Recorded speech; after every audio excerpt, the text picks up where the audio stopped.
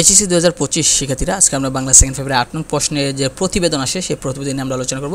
যেহেতু দিনলিপি অথবা প্রতিবেদন যে কোনো একটা দিতে হয়, তাহলে আমরা প্রতিবেদন নিয়ে আমরা আলোচনা করেছি, সাজেশন দিয়েছি। এবার আমরা প্রতিবেদনের পাশাপাশি আমরা দিনলিপি নিয়েও দিয়েছি, ওইটা আপনারা দেখবেন। এখন প্রতিবেদন যদি আমরা দেখি, তাহলে যদি খেয়াল করে দেখেন যেসব প্রতিবেদন বেশিরভাগ পরীক্ষা আসে, সেটা হচ্ছে একটা হচ্ছে তোমার কলেজে গ্রন্থাগার সম্পর্কে একটা প্রতিবেদন লেখা, এটা বেশি আসে। অথবা দেখা যায় যে আপনার এটা আসে যানজট একটি ভয়াবহ সমস্যা, এটা একটা।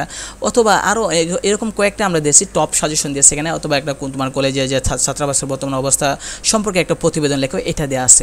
তো এখানে কতগুলো আমরা টপ ইম্পর্টেন্ট দিয়েছি, আমরা যেগুলো সবচেয়ে বেশি ইম্পর্টেন্ট প্রতিবেদনের জন্য সেগুলো দিয়েছি। আপনারা যদি এগুলো পড়ে নেন এবং সিস্টেমটা যদি জেনে রাখেন, প্রশ্ন আসুক যেভাবে সেভাবে আপনি দেবেন, যে তারিখ দিয়ে বরাবর অধ্যক্ষ দিয়ে, তারপর কলেজের নাম, ঠিকানা, বিষয়, স্মারক সূত্র একটা দিয়ে একটা, তারপর জনাব দিয়ে, এভাবে আপনি যদি লিখেন, তাহলে আপনি যে কোনো জিনিস আসুক না কেন আপনি এই আলোকে আপনি লিখবেন, প্রতিবেদনগুলো লিখতে হবে।